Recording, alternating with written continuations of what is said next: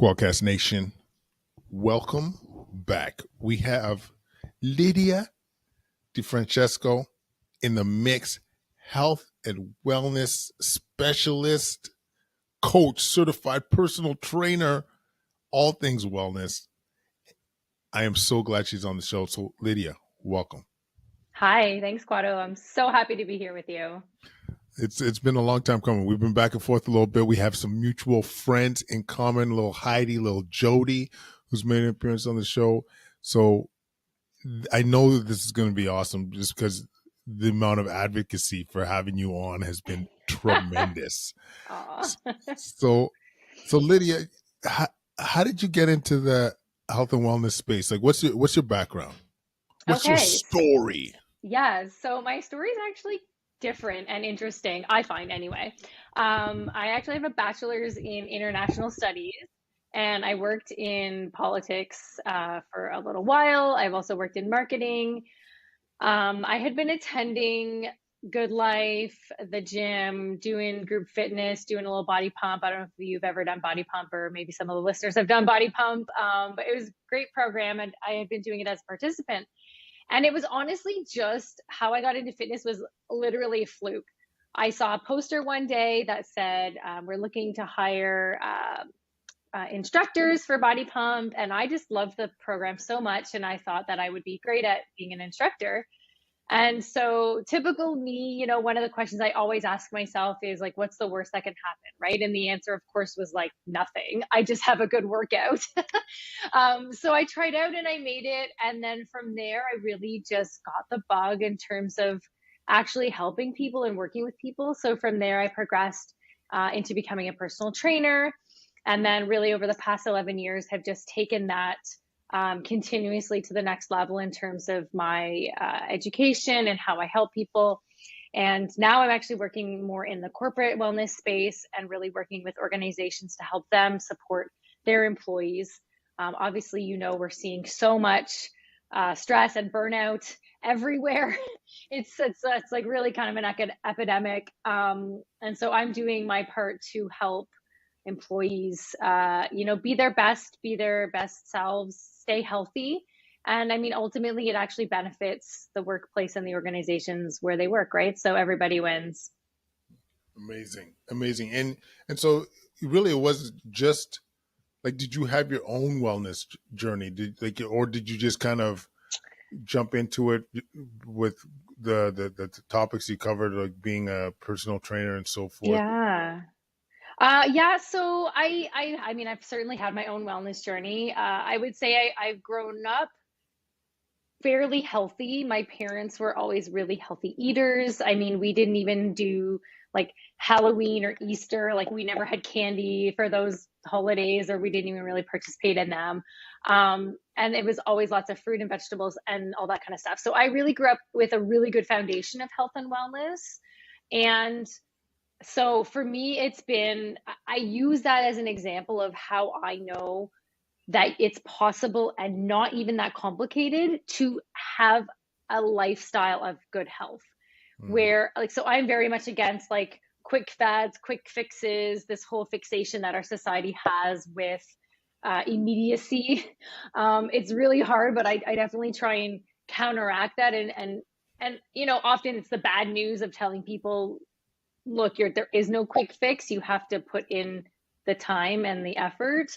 But there's a lot that people can be doing, as you know, to live a healthy lifestyle and still, do the things they love to do, still enjoy life, still eat fun things that are tasty. I did have a burnout a number of years ago. So that was something that I have gone through that has really helped me. I learned a lot of lessons, obviously, through that time period, and it's something that I draw upon when I'm sharing strategies on how to improve work-life harmony, how to improve work-life integration, how to prevent burnout. I draw from the lessons that I learned from that time period, one of which was seeking out joy. I'm really big proponent of encouraging people to look at what brings them joy in their lives and do more of that. Thanks for sharing, Lydia, because I think knowing knowing your instructor or knowing your coach has gone through maybe a shared experience that says a lot, right? Like like when you know they know what you're going through, Hmm. it could be quite powerful. So, as you mentioned, when it comes to burnout, one of the key components that you found is really seeking out joy. What are Hmm. maybe a two part question? What are kind of the common themes that you see amongst your clients when addressing corporate wellness? And two, what are the kind of approaches that you offer up on how to overcome burnout? Hmm. So there's a lot. There's a lot. That's a long two-part question, Quadjo. But yeah, I'll do my best to answer both. Okay, so in terms of themes, there's a lot. There's a number of common risk factors for burnout in the workplace. One of the hardest one that I would say is the one around workload. That is absolutely a big one, and it is also the hardest one to overcome because a lot of times, and I've been hearing it a lot recently, which is that so many workplaces are understaffed. And the actual work has, I mean, gosh, you know this working in the healthcare sector in the ER, right? I mean, there's just so much work and not enough people. And sometimes it's a matter of there's nobody to fill the spaces, and sometimes it's a matter of budget or structural reasons why they don't have enough staff. That can be a really hard one. I do encourage employers and organizations to look at what they can do to address it, but I realize that that is something that can take a significant amount of time, lots of resources, especially on the financial side. Some of the other pieces in terms of burnout that can be addressed a little more easy are things like making sure people feel appreciated, making sure staff have the resources to be able to do their job properly, right? So these are some key factors. So feeling unappreciated, feeling like they don't are incompetent. Those are the two of the key risk factors, right? So even just if you want to address those two, that can be really helpful. Making sure that your staff gets training if they need it, making sure that they know.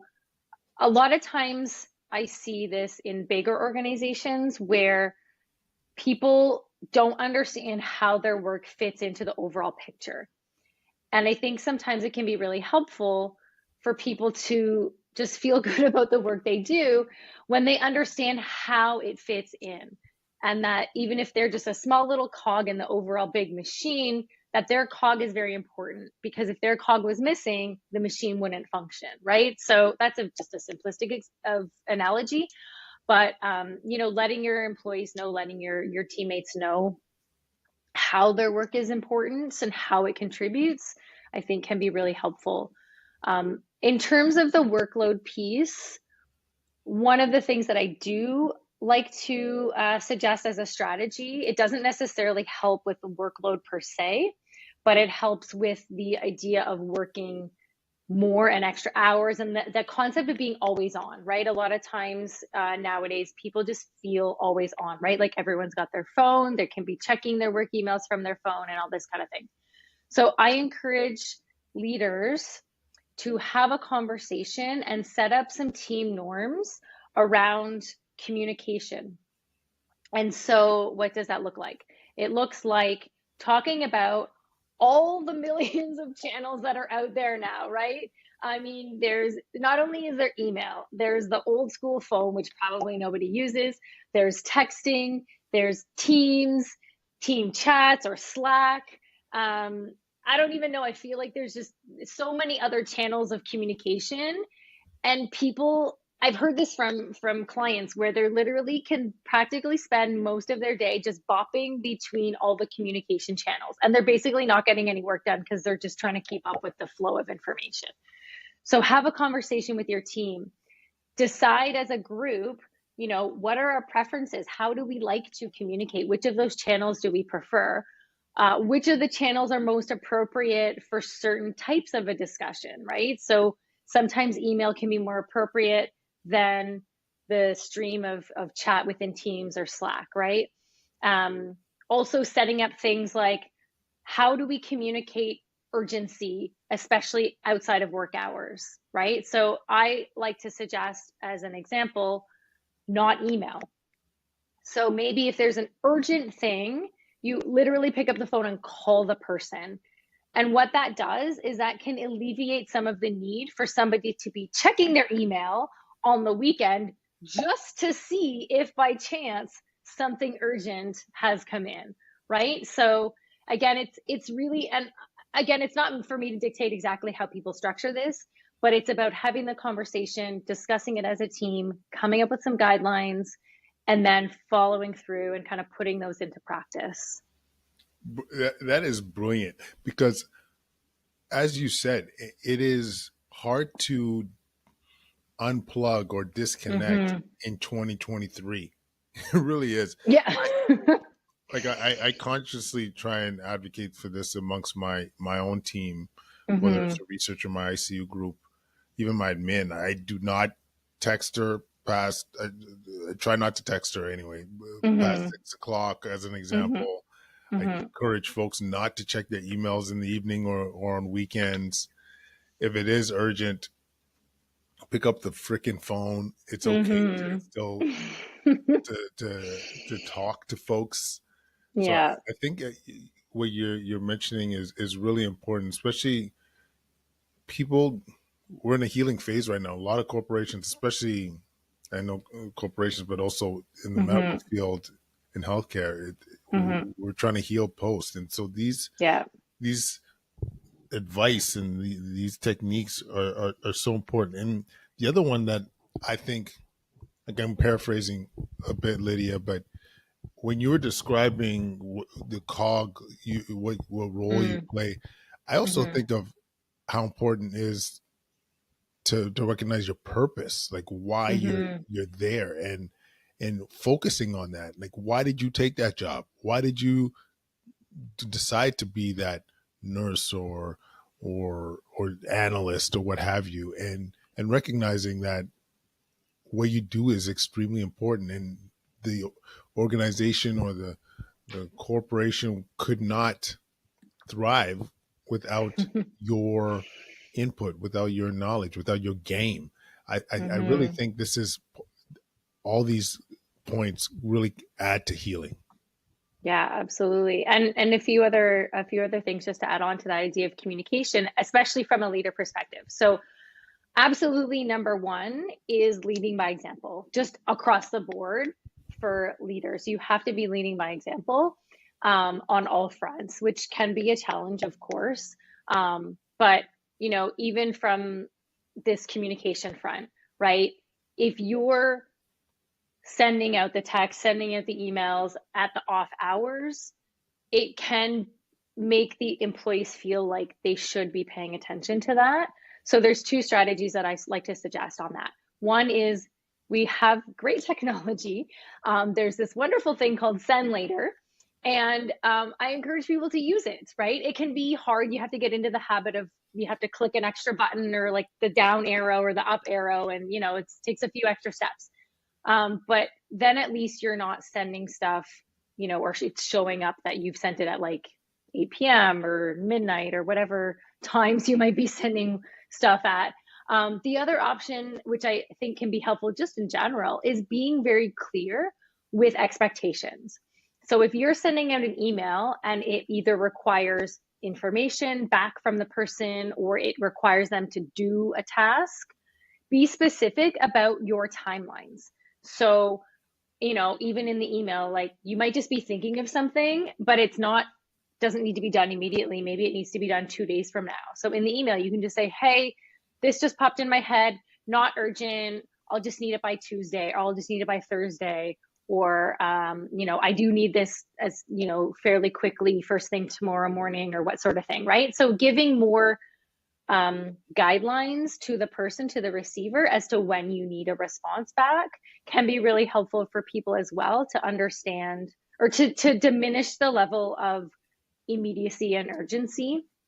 I think there's a whole separate conversation that we don't have to talk about, which is, how to make not everything an emergency and be super urgent. Like, let's be more realistic on that. But, that's the thing for another time. But I do think as leaders, it's important. And also for the leaders, right? Like, take that extra pause of why are you working so late? And how can maybe you practice your own self care and restraint on working all the extra hours? And maybe you need to have a conversation as a leader with your boss about your own workload and how that can be managed a bit better, or what priorities you need to be shifting on and focusing on, right? So I think it brings up a lot of conversation. Mm. No, that's great, Lydia. So, give me more of a sense too of what else you would cover when addressing wellness and reducing burnout with an organization. So yeah, you figure Mm-hmm. here are ways that you could address some of these things, establish boundaries. Uh, People within the organization lean into their purpose, address the amount of workload that they have on.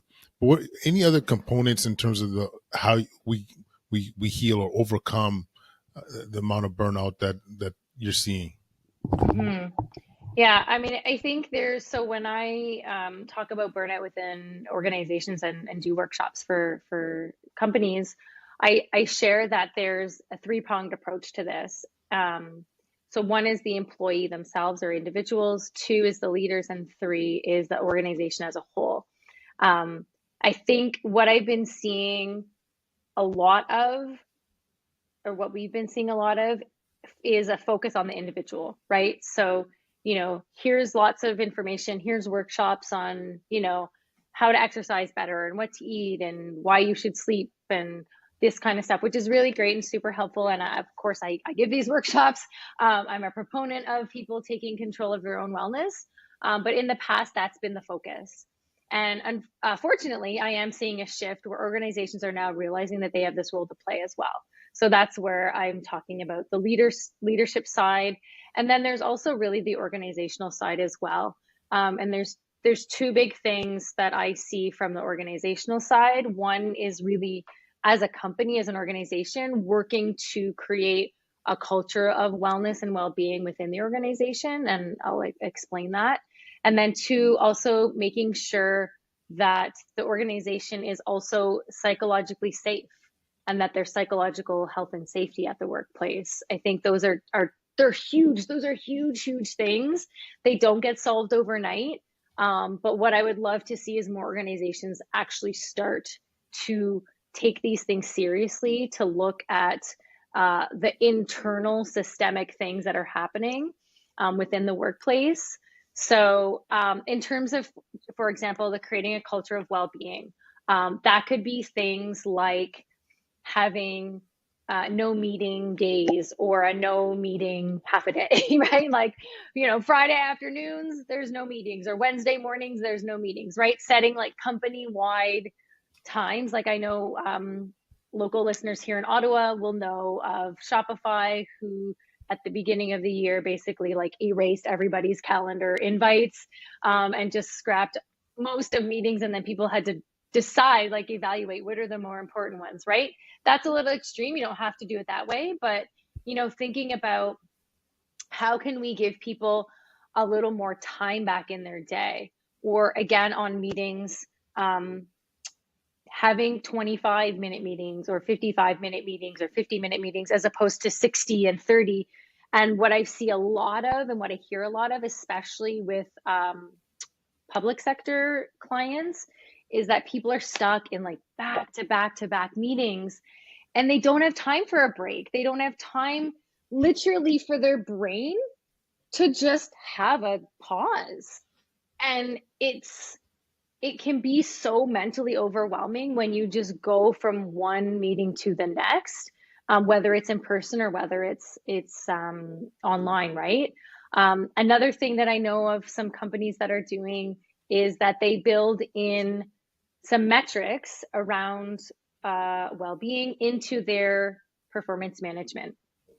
So, for example, leaders across the organization, one of their performance metrics is did your reports take their vacation days, right? Or how many days did they take? Um, and again, it's the idea that that is so important, and it's recognized that that is obviously taking vacation days is not going to solve everything, but it's still a very important part of people taking rest and a break. And so the organizations have realized that and have built it in enough that they are holding their leaders accountable to be checking in on their staff to make sure that they are taking the appropriate amount of time away from work, which I think is wonderful. I, that is gold. And I come from a profession where no days off is used to be Mm, admirable, right? right. And so Yeah. to have a culture where, hey, you didn't take your days off, shame on you. This is, Hmm. I think, or I shouldn't say shame. I like carrot over Yeah. the stick. If you took Yeah. your days off, well done, sir Well, or ma'am. And yeah. I think that would be And beautiful it's to see.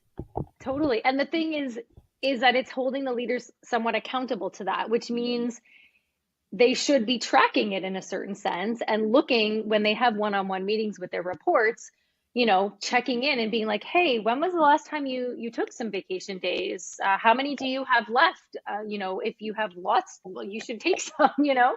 um, and then being a support to make sure that obviously work's covered off and things are handled appropriately and that sort of thing. But I love that it really places some onus on the leader to have these discussions with their teams and to then be encouraging their teams to actually be taking time off. Again, I don't think it's the solve magic pill fix, but it is one component that is very important.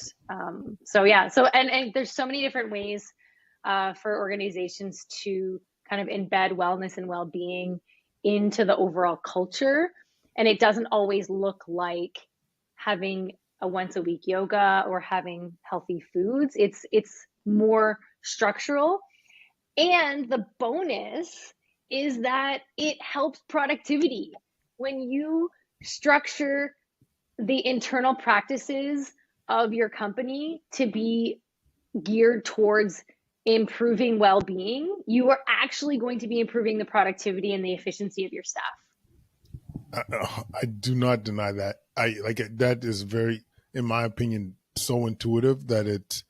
I mean, this is why I think the topic is so important. When we are trying to do more with less these days, Mm-hmm. you got to address wellness.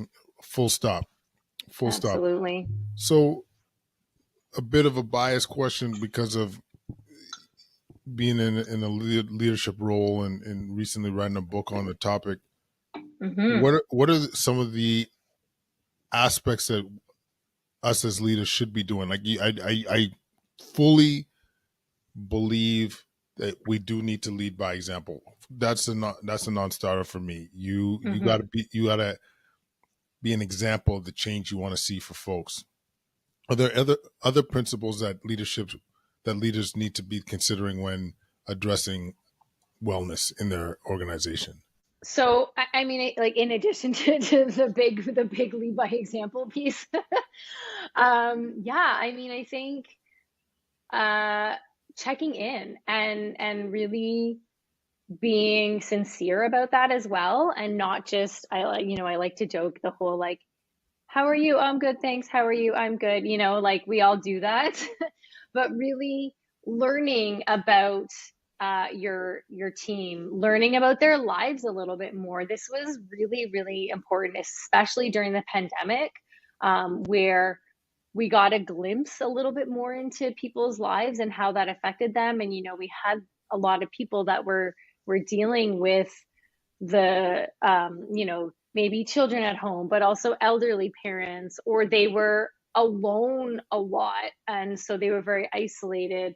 Right, so it was interesting to see how people's external life and what that looks like really does have an impact on their health and how they show up at work sometimes. And so I think getting a sense of that as a leader is really helpful. It doesn't, I'm not talking about being inappropriately nosy, right? But just kind of understanding the basics, right?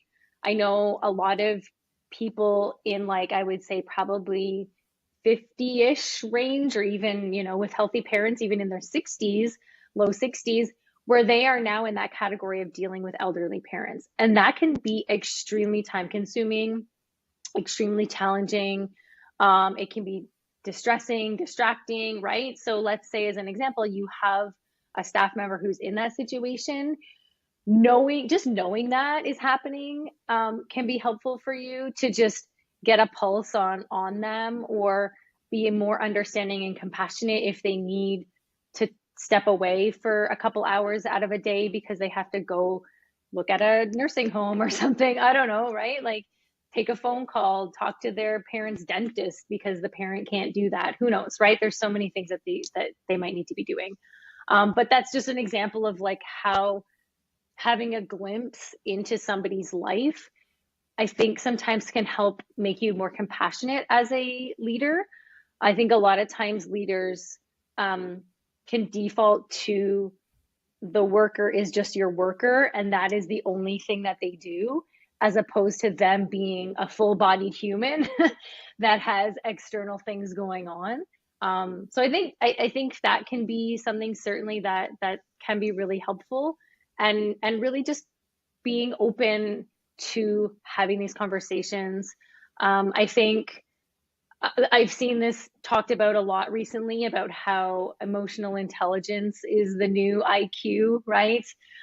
So, for leaders who may be less versed in emotional intelligence, I would encourage, more research, more like take a course on it, just learn a little bit more about how maybe you can be improving your emotional intelligence, because that certainly, I think, is the one of the key leadership skills that is needed now and will be needed into the future.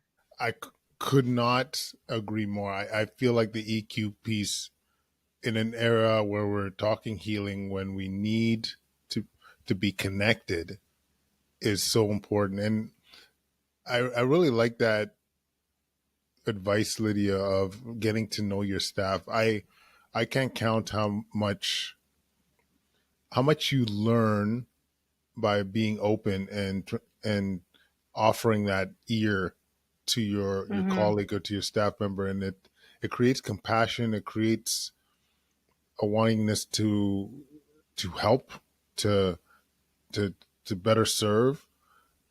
So I think it's, yeah, I think people do it, but maybe not consciously sometimes. And I think putting that front and center, especially when you're trying to recover, you're trying to Mm-hmm.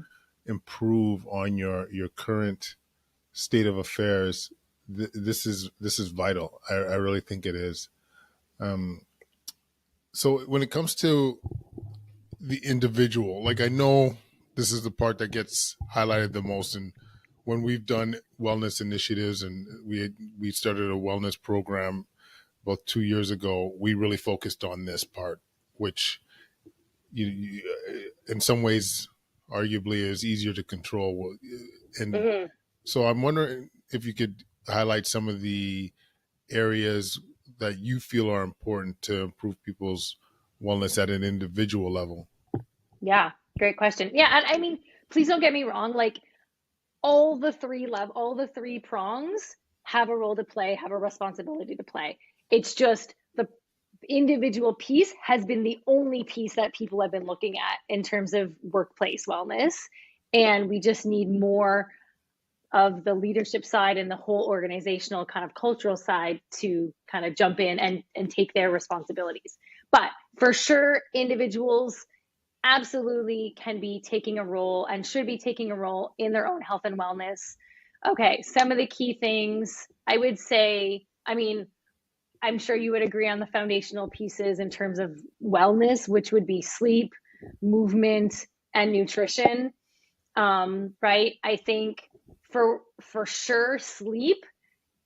To me, it's the secret sauce. It's like one of the most underrated health things you can be doing. And unfortunately, so many people are not getting enough sleep or the good quality of sleep. So I, it's so hard to rank them, and I don't want to rank them, so don't ask me to rank them. But it's definitely there as a pillar of foundation for your health. So if somebody is not getting a good enough sleep and long enough sleep, that is absolutely something to look into. Movement, for me, especially like, so my whole philosophy is being very realistic and focusing on consistency over perfection. And so I often don't even talk about exercise because people aren't even moving enough, like at a basic level. So I don't even focus too much on exercise because if you're not even moving enough, you're probably not going to be exercising. So let's start with moving more, right? So I'm a huge proponent of just getting people up and moving, going on walks, doing dance parties in their living room. I love the use a bathroom on another floor, whether it's at home or at the office, if that's accessible to you. Right? So like That's a go good to one. the bathroom, right? Go to I the never, I bathroom that's never, I far never, away. I never thought of that one. That's brilliant, actually. Yes, pass that one along to everybody. It's the one of the best ones. It's only like maybe 2 minutes more of time, but you're going to get that many more steps, that much more movement, And stairs. um, and stairs, right? So if Two you at a have an time, by the way. office, Two at a time is my thing. yes, love it. Get that heart pumping for sure, two at a time. Um, right? But it's so brilliant, and it's not complicated, right? I'm a huge fan of keeping it simple and not complicated.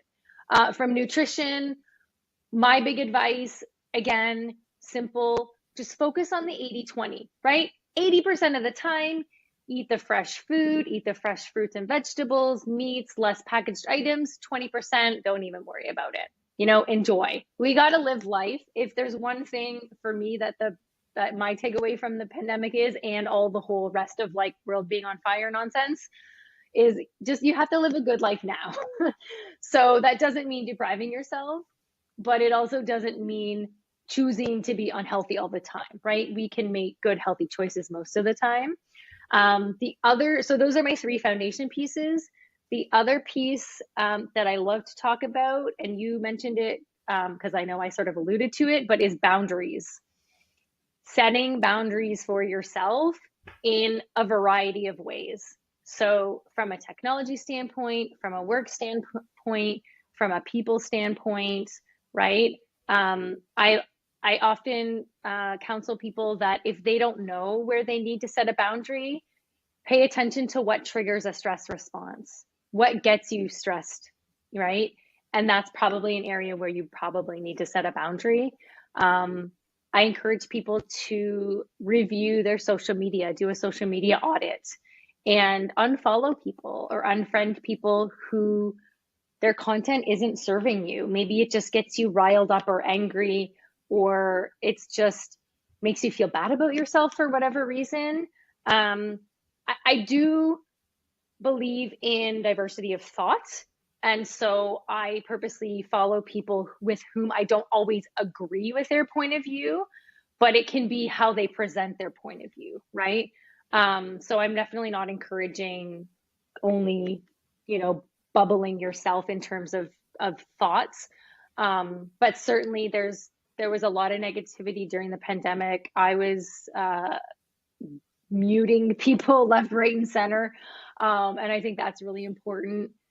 Technology boundaries are key. For me, my phone goes on do not disturb at 8:30 p.m. every night, like even on the weekends. And it goes charges in my desk. I don't even look at it after 8. Okay, I break the rule sometimes, right? But generally speaking, after 8:30, people can't get a hold of me, and everybody knows. And they know that if they message me, they can message me. It's fine. I'll just respond, first thing in the morning or like in the morning after I do my journaling. Right? So it doesn't have to be these boundaries necessarily, but think about for you, what are the boundaries that you need? What could be helpful in um, reducing some of the stimulation from the phone? And just, I'm not against spending time on your phone. It can be a great distraction. It can be entertaining or educational. But at a certain point, it needs to go away, right? Other technology things as well, right? Like the notifications. I'm a huge advocate for getting rid of as many notifications as possible. Um, I am in practice, it shall be a lifelong practice, but to be better at monotasking. We've been, since I've been working, multitasking has been like the holy grail of the skill that people think they should have, right? It's literally been like on my resume since I graduated university. Um, and just from the research that I've seen and just from experience in my own self, multitasking is a myth. It makes things slower. You're less effective at the thing you are doing.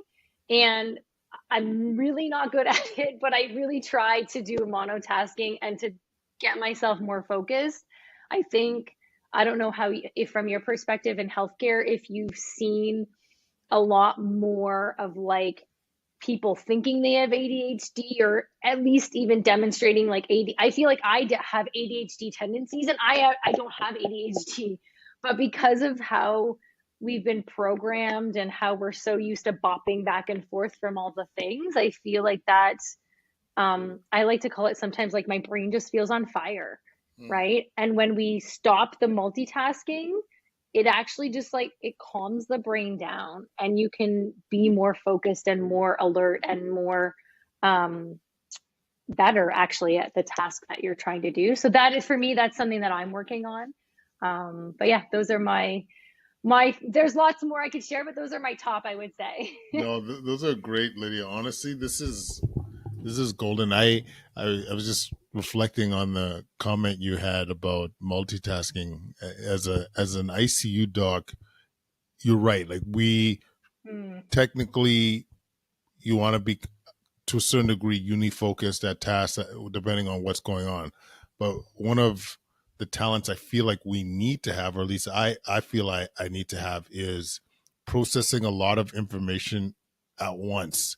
Walking into a mm-hmm, room, looking at the patient, reading the face of the nurse to see if there's urgency, looking at the vitals, looking at the monitor, people mm-hmm, as a resident, as the resident getting ready to do the procedure, what are the steps I need to do to intubate or whatever the procedure I might have to do with this patient.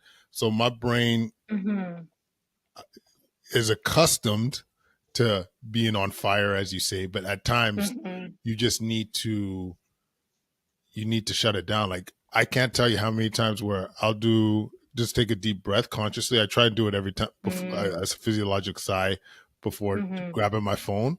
And Yeah. there are times where you just like feel it. That need to relax is why I was like, wow, I Mm-hmm. was wound up. My brain was on fire. Yeah. It truly was. And I think that's part of the exhaustion of our jobs at times. And Mm-hmm. when as we said, part of the recovering from burnout and all Mm-hmm. these things is the fact that we have been on fire and not taking enough Mm-hmm. time to slow down. So Yeah. I I I really think that point is essential. Um, but one of the other points you made earlier. Sorry, you look like you were about to say something. I didn't. Yeah, I just had another thought that came up in my mind as you were saying that is absolutely. So obviously you know this, but like clearly I would say mostly operate in a fight or flight state at your job, right? Especially when you have a problem, right, that you have to attend to, like a sick person, dying person right in front of you, right? But you can't, and people shouldn't be in a state of fight or flight for endless amounts of time, right? So I love that you are aware of this and that you take those deep breaths when you need them. And what you're doing, as you know, probably is bringing some, um, bring down your nervous system, right? And bringing your nervous system into that state of like rest and reset. And so I think another thing for individuals to be doing is being aware of their body's state when they are in that amped up, super hyper adrenaline mode, sometimes it can be really helpful, right? Like your brain is really fast at processing. Obviously, you have to do that sometimes, but don't be in that mode. Ideally, if you can help it for an entire day, like even if you can have like a sliver, like a few minutes, 1 to 3 minutes even of like time where you just calm your body physically down, it can have a huge, huge impact on your health, right? So I think that's important um, to remember as well, that you want to be doing that. And the best way, you just gave the example, deep breathing, right? Taking those deep breaths, even just 1 to 2 minutes, is really significant. So thanks for sharing that example, because it made me think of that point, which is key for people, and even for people who are not ICU doctors. Everybody. 100%, 100%. And maybe this might be a good point to end with, Lydia. What about joy, finding joy? Mm, How do you, whether it's your own personal experience, what you do to find joy, but how do you coach mm, people mm. into finding joy? So it's a lot of it really initially is about the self-awareness. That's one of the things that it really is a theme throughout all of the work that I do, is helping people to increase their own self-awareness. So whether it's their self-awareness about their health, or as a leader, whether it's self-awareness about their own leadership skills and styles. Too often we are just going through life on autopilot, and we're not really paying attention. And in terms of our health, our bodies are constantly talking to us and giving us feedback, right? And oftentimes you just ignore it. We've learned to ignore it as adults. We don't pay attention. And so I think helping people to get that self-awareness back is super important. So when I'm talking to people about joy, it's really about, if you don't know the answer as to what brings you joy, then first off, start just paying attention, right? Pay attention to, when you're doing certain activities, does it bring you joy? And if you don't have any activities currently that bring you joy, think about what brought you joy when you were younger, when you were a child, when you were a teenager, maybe in your like young 20s, when life was still a little more carefree, maybe. What were the things that brought you joy? Or just be open to trying new things. There's so much out there. There's so many kind of hobby type things, or maybe it's being with friends, or being with family, or petting a dog. Like literally one of my best friends, we cannot travel anywhere together walking without her stopping at every single dog and being like, "Oh my goodness, who's a good boy?" and like all into the dog. And that brings her so much joy. So maybe that's, for some people, they need to just, it sounds really silly, but like, if they don't own a dog, like go on a walk and say hi to other people's dogs. I don't know. Right? But it's figuring out for you what brings you joy, and then trying to get that in as much as possible. If it can't be daily, then at least a few times a week, or at least weekly, right? So for me, my puppy, I do have a puppy. She brings me so much joy. Spending time with my niece and nephew. They live in Hamilton, so 6 hours away. But I go on FaceTime with them very often, and we hang out. And so they bring me a lot of joy. Being outside in the sunshine, being near water, being with friends. These are things. Doing certain hobbies. I knit, crochet, so doing some kind of like crafty DIY stuff. These are things that bring me joy. And so, again, not always, but as I can, I try and do at least something every single day that's going to bring a smile to my face, a genuine smile to my face, laughter, that really good, happy feeling in my heart. Um, and this is one of the things that I learned from the burnout, was that I wasn't doing enough things that brought me joy, or any at that point, things that brought me joy, or enough fun things, or had enough laughter in my day. I mean, I loved the work I was doing, but it got to be almost too serious, I guess, in a weird way. And I was just working a lot again because I liked it, but I didn't have the other elements that, are necessary for like a full rounded, being a full rounded person, right? So I would encourage people to just explore and have fun with it, right? That's part of the point, and can be part of the fun as well, part of the journey. I love this so much. My brain is just going off in terms of how to create more joy in one's life. And for me, with all seriousness, synchronized swimming. That's probably Mm. no. I'm totally joking. Oh, I was like participating or watching. Oh I my god! synchronized swimming is so fun.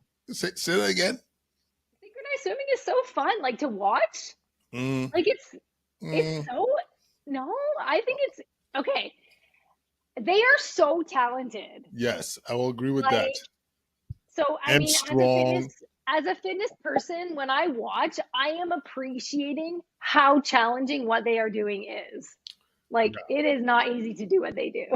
I agree with you 100%. But I would It's rather hilarious. I watch get it. It's people throw hilarious. luggage in the streets than Oh watch no. synchronized swimming. But yeah, no, Okay, so I would that's not totally. what brings you joy. That's Okay, so not don't no, do yeah, that. I was totally being facetious, but honestly, Lydia, this has been great. And I don't know. I feel like this is a conversation that many people are going to benefit from, whether it's individually, if they're in a leadership position, or they're uh, people that are involved in decision making at a corporate level.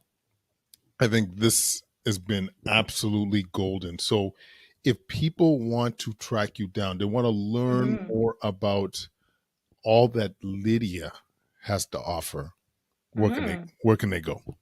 Yeah, so two places. So my LinkedIn profile. So you can just search me up, Lydia Francesco.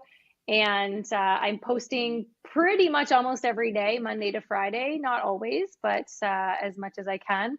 I post lots of these great nuggets of wisdom that I've shared with you today. And then also my website, Fit Healthy 3. Incredible. And we'll have all the links in the show notes.